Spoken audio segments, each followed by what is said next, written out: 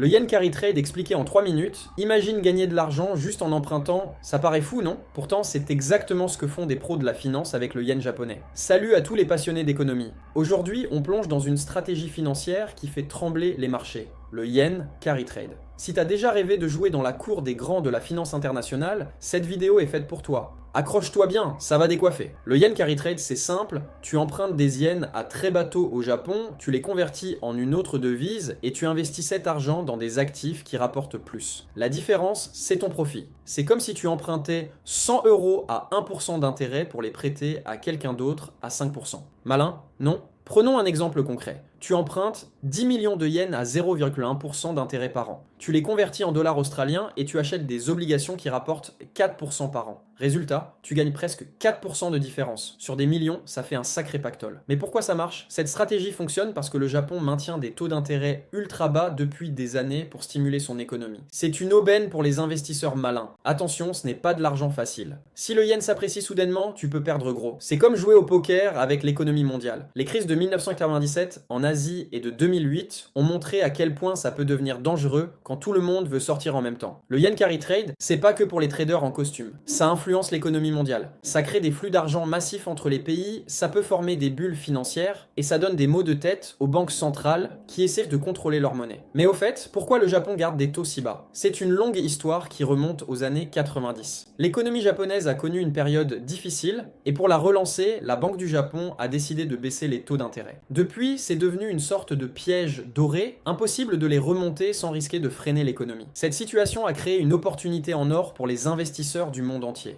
Imaginez, vous pouvez emprunter de l'argent presque gratuitement au Japon et l'investir ailleurs avec des rendements bien plus élevés. C'est comme avoir accès à une fontaine de yens à volonté. Mais attention, le carry trade n'est pas sans risque. C'est un peu comme surfer sur une vague géante. Ça peut te mener loin, mais si tu tombes, la chute est rude. Le plus gros danger, les fluctuations des taux de change. Si le yen se renforce brutalement, ton profit peut s'évaporer en un clin d'œil et tu peux même te retrouver avec une grosse perte. C'est ce qui s'est passé lors de grandes crises financières. Quand le stress monte sur les marchés, tout le monde veut se débarrasser de ses positions risquées et revenir vers des valeurs sûres, comme le yen. Résultat, le yen s'envole et les carry traders se retrouvent le bec dans l'eau. Mais le plus fascinant, c'est l'impact du yen carry trade sur l'économie mondiale. Ça crée des mouvements de capitaux énormes qui peuvent influencer les taux de change, les prix des actifs et même la politique monétaire de certains pays. C'est comme un papillon qui bat des ailes au Japon et provoque une tempête financière à l'autre bout du monde. Pour conclure, le yen carry trade, c'est une stratégie qui montre à quel point la finance mondiale est interconnectée.